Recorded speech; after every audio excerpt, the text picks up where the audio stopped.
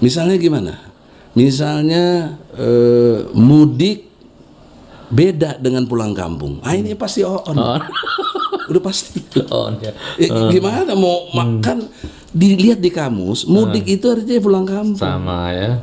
Dia membedakan yang sama, bahkan dia menyamakan yang beda. Itulah asli OON itu. Ya. Yang menjelaskan orientasi PDIP untuk kepada konteksnya Pancasila 1 Juni itu. Kasihlah terisi itu akhirnya ya. Ya, visi misinya begitu. Dan kemudian sekarang diwujudkan menjadi RUU. Sudah jadi rancangan. Tinggal presiden mau setuju apa tidak. Nah, ternyata presiden kemarin menunda, bukan tidak setuju atau setuju, menunda saja. Ini delay dalam pengertian, tetapi ini bom waktu menurut saya.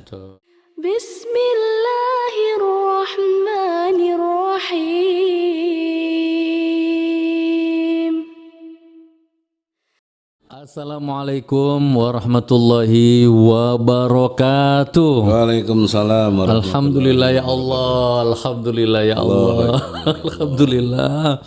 Bersyukur kepada Allah apapun situasi, apapun kondisi ya. Di balik sesuatu yang tidak kita sukai, tidak kita nikmati atau kita benci, di situ ada hikmah tersembunyi, insya Allah begitu. Maka bersyukur insya Allah. Allahumma sholli ala sayyidina Muhammad, Allahumma sholli ala sayyidina Muhammad, Allahumma sholli ala sayyidina Muhammad. Senantiasa bersolawat kepada Nabi. Mudah-mudahan kita, orang tua, anak, cucu, cicit, semua keluarga kita, hidup dan mati, tetap menjadi pengikut sunnahnya Nabi Muhammad sallallahu alaihi wasallam. Amin amin ya rabbal alamin. Saudaraku semua, ketemu lagi di program Ngobrol Menembus Batas bareng Gus Nur.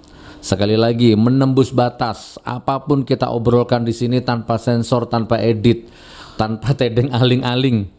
Kecuali itu menyangkut martabat, harga diri, menyangkut aib. Nah, bolehlah kita edit-edit. Tapi selain itu kita tembus semuanya. Ya kecuali batas syariat. Kalau syariat mengatakan halal ya halal, haram ya haram ya. Tapi selain itu kita tembus semuanya. Tidak ada yang tabu di sini. Jadi bintang tamunya boleh orang waras, boleh orang gila, ya, boleh jin tuyul apa boleh, silakan. Dan hari ini saudaraku, kabar baik sekali, luar biasa. Hari ini hadir tamu ya sekelas internasional ya, nasional bahkan internasional. Masya Allah, Anda sudah tahu siapa beliau, berkompeten di bidangnya ya. Bahkan belum lama ini beliau sudah menyandang gelar profesornya. Barakallah. Oke, tidak bisa kita lewatkan ya. Saya nggak boleh banyak bicara, langsung kita sapa beliau. Assalamualaikum warahmatullahi wabarakatuh, Bang Egy. Waalaikumsalam warahmatullahi wabarakatuh. Allah ya karim. Atas izin Allah bisa ketemu kita. Subhanallah. Nyampe ke Malang juga ya? Nyampe, masya Allah. Selama ini jarang kita jumpa kan? Terakhir kita ketemu di Mataram, di Lombok ya, satu masjid ya kan. Sudah kurang lebih 2 tahun lalu itu ya? Iya, barakallah. Bang, kita akan ngobrol, boleh ya yang panas-panas ya Bang ya? Ya insya Allah. Panas tapi benar ya? Ya betul. Masya Allah. Ukuran benar kita kan Al-Quran lah. Al-Quran dan hadis, Masya Allah. Bang, sebelum saya tanya Bang, 1, 2, 3 pertanyaan aja. Sebelum saya tanya, Bang Egy singkat saja, nama asli, biodata, atau mungkin di mana, sekarang tinggal di mana, atau bagaimana ceritanya ini, gimana bisa sampai ke GN13 ini, bagaimana gitu Bang. Tafadhol Bang, tafadhol. Bismillahirrahmanirrahim. Assalamualaikum warahmatullahi wabarakatuh. Waalaikumsalam. Nama saya Egy Sujana. G-nya 2, jangan 1. Oh gitu. Egy Sujana pakai DJ. Karena kita termasuk orang lama. Dan ada tambahan mastal sekarang. Itu mastal itu dari kakek saya.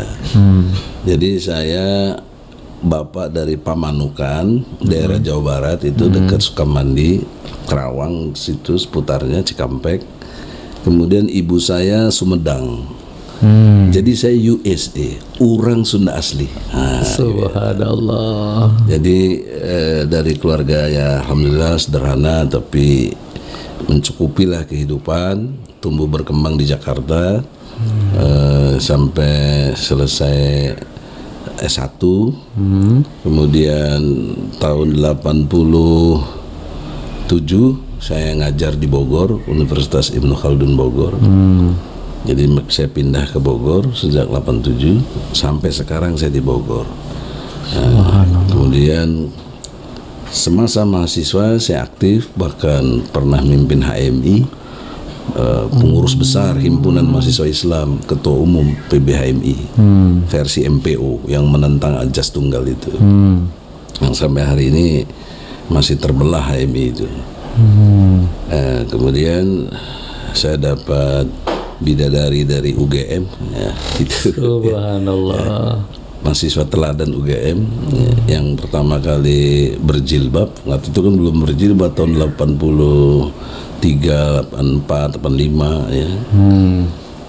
Jadi proses kehidupannya gitu. Sekarang saya punya anak 5 dan cucu 5. Masya Allah. Jadi gitu, berkah dari Allah. Karena juriatnya sudah ada ya, tetesan darah sampai kepada anak cucu ini sudah ada. Oh begitu. Maka oleh karena itu refleksinya adalah saya mendasari kepada surat Al-Fatihah, Ihdinas siratal mustaqim. Yang mana tuh yang lurus? Siratal ladzina an'amta alaihim. Jalan orang-orang terdahulu sebelum kamu. Ya, sebelum kamu siapa? Kalau konteksnya kita ya bapak kita, nenek moyang dan seterusnya. Kalau Nabi Muhammad siapa sebelumnya? Ya Nabi Isa, Nabi Musa sampai Ibrahim sampai Adam. Itu secara memahami. Kategorinya menjadi 2. Khairil maghdubi alaihim waladdallin. Apakah jalan yang lurus atau jalan yang Allah murkai? Jadi ini saya memahami Al-Fatihah ini dahsyat sekali. Dia punya logika. Al-Quran itu punya logika. Maka itulah logika itu saya bangun menjadi teori yang saya untuk gelar profesor saya itu teori Osjubedil. Osjubedil. Os itu objektif, S-nya sistematis, T-nya toleran. Nah ini mekanisme berpikir secara intelektual dan ilmiah. Dan ini bisa membedah kasus apa saja. Kan perlu metode. Dalam dunia ilmiah itu 2 problemnya. 1 metode, 2 istilah. Ya, coba apa aja. Contoh istilah khilafah masalah. Padahal sama itu sistem. Vatikan itu apa? Bukan khilafah itu. Khilafah lah. Bagaimana enggak? Ya, seluruh dunia mengacu ke sana di Italia. Tapi nggak dimasalahin. Tapi kalau khilafah dari Islam masalah itu problem. Jadi secara intelektual kita harus lihat secara objektif, sistematis dan toleran. Nanti outputnya menjadi judil, jujur, benar dan adil. Jubedil, jujur, benar dan adil. Nah, jadi kehidupan ini dengan logika Al-Fatihah tadi, tidak ada orang tidak ingin mencapai nilai hidupnya itu diperlakukan adil, sebelumnya diperlakukan benar, sebelum benar diperlakukan jujur. Karena jujur teorinya yang mendasari untuk dapat kebenaran, kebenaran yang mendasari untuk dapat keadilan. Nah, jadi orang sering keliru yang dikejar keadilan tapi nggak lihat caranya kebenarannya gimana, nggak melihat dimulai dari kejujurannya atau tidak. Nah ini teori yang saya bangun. Jadi saya bisa merumuskan di sini apa itu berpikir, ya. Tidak bermaksud ngetes ya. Misalnya ditanya penjenengan, berpikir itu apa sih? Banyak orang nggak mampu mendefinisikan berpikir itu apa ya. Ya pokoknya mikirlah begitu. Nah ini yang dimaksud metode Osjubedil itu bisa menguak ini dengan pemahaman yang objektif, sistematis, toleran. Berpikir adalah kemampuan membedakan yang beda, menyamakan yang sama. Ketika membedakan yang sama dan menyamakan yang beda, itu pasti OON. OON tuh dari singkatan blow on gitu. Bang Rocky dungu lah ya. Nah, ya, saya pakai OON aja lah supaya nggak niru-niru kan. Kita kan intelektual harus punya banyak istilah. Itu yang saya maksud istilah. Benar. Misalnya gimana? Misalnya mudik beda dengan pulang kampung. Ah ini pasti OON. Udah pasti. Gimana mau makan? Dilihat di kamus, mudik itu artinya pulang kampung. Sama ya. Dia membedakan yang sama, bahkan dia menyamakan yang beda. Itulah asli Oon itu. Ya. Tidak bermaksud menghina siapapun, ini cara berpikir. Iya, betul. Ini cara berpikir. Nah, kemudian dalam konteks Al-Fatihah tadi, kita melihat perjalanan hidup kita masing-masing lah. Kamu orientasinya kemana, ikut kemana. Nah, bicara orientasi, Allah menggariskan sangat menarik di dalam surat Al-Baqarah ayat 149 150. Inspirasi ini saya dapat tadi sholat duha di depan rumah Gus Dur. Yang depan itu gambar Ka'bah. Ya, coba lihat Gus Dur kalau bisa lewat ini Quran itu, tapi karena ini waktu terbatas, saya simpulkan saja ya. Bahwa di 149 Al-Baqarah itu Allah memerintahkan 2 kali, nanti diulanginya di 150-nya kepada Nabi, ya, dan semua komunitas umat Islam atau yang beriman, hadapkan wajahmu kepada Masjidil Haram, Mekah atau Ka'bah, hadapkan. Coba kita berpikir dikaitkan dengan Al-Fatihah tadi. Bagaimana kita menjalani dan membaca ayat itu, ya? Kok suruh hadap ke Masjidil Haram? Jauh deh di Indonesia, bagaimana sih? Ya. Nah, ternyata kalau kita objektivitas melihat di sana itu ada Ka'bah, ya. Ka'bah itu segi 6, depan, belakang, kiri, kanan, atas, ya, bawah. Ini semuanya spektrum universal, cuma skalanya kecil, Ka'bah. Kalau spektrum besarnya adalah dunia ini, universe. Cara memahaminya gimana? Coba Gus Dur mau kemana? Sekali tanya mau kemana habis ini? Mau ke Solo. Dari Malang ke Solo itu satu ruang tersendiri. Saya dari Jakarta tadi Bogor terus ke Malang, satu ruang tersendiri. Tapi semuanya lingkup terikat kepada ruang dan waktu. Karena untuk datang ke sini butuh waktu. Minimal naik pesawat 1,5 jam. Ya, begitu. Jadi spektrum Ka'bah itu dilihat dari segi 6-nya itu berhadapan kemanapun dunia, kamu nggak bisa lepas dari kungkungan Ka'bah itu. Porosnya di sana. Poros di sana. Semua energi ibadah orang seluruh dunia transfer ke sana, kesedot. Itu apa namanya orientasi. Coba bayangkan logika ya. Kalau orientasi setiap individu Muslim begitu, mau NU, Muhammadiyah, mau apa aja lah, itu kan organisasi. Tapi orientasinya seperti surat Al-Baqarah 149 dan 150, bukan Egy Sujana loh. Saya memandang secara teori saya sendiri tadi objektif. Semua manusia tidak ada yang lepas dari ruang dan waktu. Dan menariknya, Allah bersumpah terhadap dirinya sendiri demi waktu. Wal asri. Masya Allah. Sementara kalau orang Barat memahami waktu, time is money. Coba beda jauh dengan kita. Time is prayer kalau kita. Waktu adalah ibadah. Inna sholati wa nusuki wa mahyaya wa mamati lillahi rabbil alamin. Nah, sekarang kita kerucutkan aja lah. Itu kan besarnya secara kerucutkannya konteks politik. Bicara konteks politik Indonesia dimulai dari pertarungan pemilu tahun 1955. Oke. Nggak ada yang bisa bantah. Belum lahir saya. Iya, belum. Saya juga belum 55. Saya lahir 59. Itu 3 partai. Ya. 1 PNI, 2 Masyumi, 3 PKI. Jangan lupa PKI. Ini sejarah, Bos. Nggak bisa dinafikan. Ya. Nah, sekarang kita lihat spektrum waktu tadi untuk menghadapkan kan Islam perintahnya menghadap ke Masjidil Haram. Ya. Artinya ke ruang lingkup space and time-nya itu kita orientasinya kaitan dengan Al-Fatihah tadi, ngikutin bagaimana para nabi sebelumnya. Kemudian bagaimana tokoh-tokoh Islam sebelum kita ini. Nah, dalam konteks politik, tokoh-tokoh Islam ada digabung di Masyumi, Majelis Syuro Kaum Muslimin Indonesia. Di situ ada NU, ada Muhammadiyah, ada Persis, ada Perti, ada SI.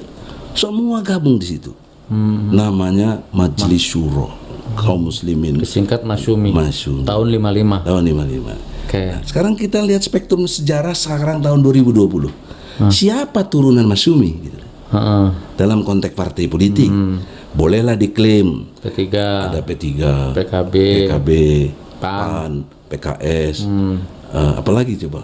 Kan nggak ada, kurang lebih itulah. ya. Oh, Walaupun itu terpecah-pecah. Nah, itu ihdinas siratal mustaqim. Nah, kemudian siapa turunan dari PNI yang dulu pimpinannya Soekarno? Ya, kemudian kita melihat sekarang dipimpin anaknya Megawati. Itulah PDIP. Oke, clear. Nah, pertanyaan yang selanjutnya, PKI kemana? Nah, itu serius itu, Bos. nggak mungkin ke Masyumi ya, Nggak mungkin. ke nasabnya Masyumi ya. Iya, gitu loh. Nah, sekarang suka mau nggak suka, dia banyak ada di PDIP. Kan memang diakui oleh Ripka Ciptaning, aku bangga jadi anak PKI, aku masuk parlemen, ya. Dan berapa lagi tokoh-tokohnya yang lain. Iya. Mau bantah apa? Fakta, saya melihat dari mana? Al-Fatihah, saya nggak lihat dari yang lain-lain. Ihdinas siratal mustaqim.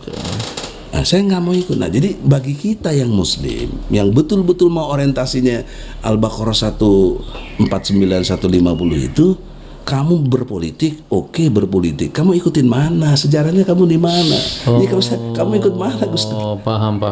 Jelas sekarang ya. Jelas ya. Nah, sekarang dalam konteks tahun 2020 ada gerakan namanya HIP, Haluan Ideologi Pancasila. Oke. Nah, ini produk dari mana? Nah, ketika dipersoalkan, PDIP tidak ngaku, melalui tokoh-tokohnya ngomong Ahmad Basara, saya lihat tuh, kemudian Ngeles semua lah ya. Bima Arya, bukan dari PDIP, bukan. Itu inisiatif DPR. Tapi DPR siapa? Ketua DPR-nya siapa? Iya. Nah, saya tidak melihat itunya juga. Harus ada pendukung yang konkret yang nggak boleh fitnah. Oke. Nah, apa namanya? ADART. ADART PDIP pasal 5 ayat 1 menyatakan dengan jelas bahwa orientasi dia untuk mendasari kepada Pancasila yang 1 Juni. Gitu. Nah, nanti sejarahnya ada, kita bicarakan ini. Kemudian visi misi ya. Di ADART pun bukan cuma pasal 5, ada juga di pasal 6-nya ABCD. Ada di situ yang menjelaskan orientasi PDIP untuk kepada konteksnya Pancasila 1 Juni itu. Ekasila Trisila itu akhirnya ya. Ya, visi misinya begitu. Dan kemudian sekarang diwujudkan menjadi RUU. Sudah jadi rancangan, tinggal presiden mau setuju apa tidak. Nah, ternyata presiden kemarin menunda, bukan tidak setuju atau setuju, menunda saja. Nah, ini delay dalam pengertian, tetapi ini bom waktu menurut saya. Betul. Karena apa? Tetap saja terus berjalan ini untuk menjadikan HIP ini menjadi ekasila. Yang intinya adalah harus dipahami ya. Memang 1 Juni itu Soekarno telah bicara atau pidato atau menyampaikan gagasannya yang dikenal menjadi Pancasila. Tapi perlu ingat tanggal 1 Juni 1945 Soekarno hanya membicarakan Pancasila itu tidak seperti yang sekarang. Pancasila waktu itu konsep Tuhan itu ditaruh nomor 5 dan berkebudayaan. Gitu loh. Jadi itu yang didebatkan, terjadilah sidang BPUPKI yang diadakan di Jakarta tanggal 22 Juni 1945. Apa di situ? Di situ lahirlah Piagam Jakarta. Ke Ijtima Ulama gitulah ya. Ijtima Ulama sekarang pindah ke nomor 1. Ketuhanan dengan kewajiban menjalankan syariat Islam. Itu Piagam Jakarta. Itu Soekarno setuju. Kan ada tanda tangan, setuju. Nah, pertanyaan seriusnya, kenapa kok pengikutnya sekarang masih mau kembali lagi ke 1 Juni? Itu di mana logika sejarahnya? Di mana logika konstitusinya? Ya, itu yang perlu dicermati lebih jauh. Nah, kemudian yang disebut Piagam Jakarta tadi tidak disukai.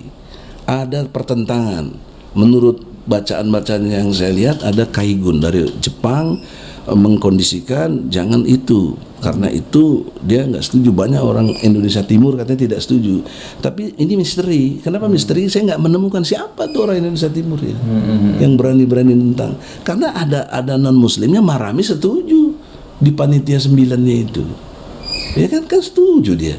Nah, ternyata tetap dinyatakan kemerdekaan 17 Agustus 45 oleh Soekarno dan Hatta, tapi tidak menyebut Piagam Jakarta yang 22 Juni itu. Ini jadi perdebatan. Pada saat itu 18 Agustus ya, setelah merdeka, Wahid Hasyim sebagai penggagas juga untuk panitia 9-nya itu sudah pulang ke arah Jombang atau Surabaya lah, ini dalam sejarah tuh ya. Jadi nggak diundang, nggak ada. Dia nggak ada. Kemudian Kahar Muzakar nggak diundang, Haji Agus Salim nggak diundang. Nah dilalahnya, ini Allah punya skenario yang jago menurut saya. Mawakaru wa makarallah itu kelihatan sekali di sini. 18 Agustus itu diadakan sidang yang singkat cuma 2 jam, tapi ada Ki Bagus Hadikusumo di dalam. Ki Bagus ini ketua umum Muhammadiyah waktu itu. Ketika mau dibacakan tentang Pancasila ini yang nyatanya bukan kaitannya dengan Piagam Jakarta, protes dong. Kenapa begini? Ki Bagus. Jadi daya protes Ki Bagus itu meminta kalau ketuhanan saja, apalagi yang berkebudayaan, jadi tidak jelas gitu loh. Nanti kalau pemikiran saya kalau ketuhanan berkebudayaan nanti ngurus lenong, ngurus apa tuh ya, ngurus tarik perut jadi boleh, nanti berkebudayaan. Jadi ngaco. Ki Bagus usulkan konsep ketuhanan yang Maha Esa. Jadi ditambah ketuhanan yang Maha Esa. Jadi yang Maha Esa itu sumbangsih tokoh-tokoh Islam itu. Salah satunya Ki Bagus. Ki Bagus diwakili oleh Ki Bagus karena yang tadi pada pulang tadi nggak diundang acara itu, ya sidang yang terbatas itu. Nah itu pun tadinya tidak disetujui, ya kan? Tapi dalam sejarah akhirnya Soekarno menghimbau lah inilah hasil yang terbaik dari kompromi semuanya. Nah, tolong diingat nih teman-teman atau saudara-saudaraku yang di PDIP, jangan lupa sejarah. Kan Soekarno yang jas merah. Jangan melupakan sejarah.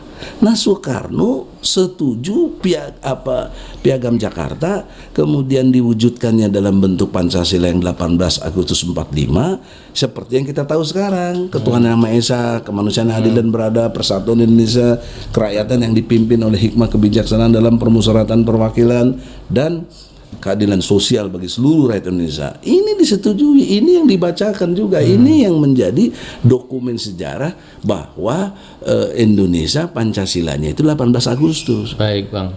Coba persoalan seriusnya nih, kenapa kok pemerintah mencanangkan lahirnya Pancasila 1 Juni? Baik Bang.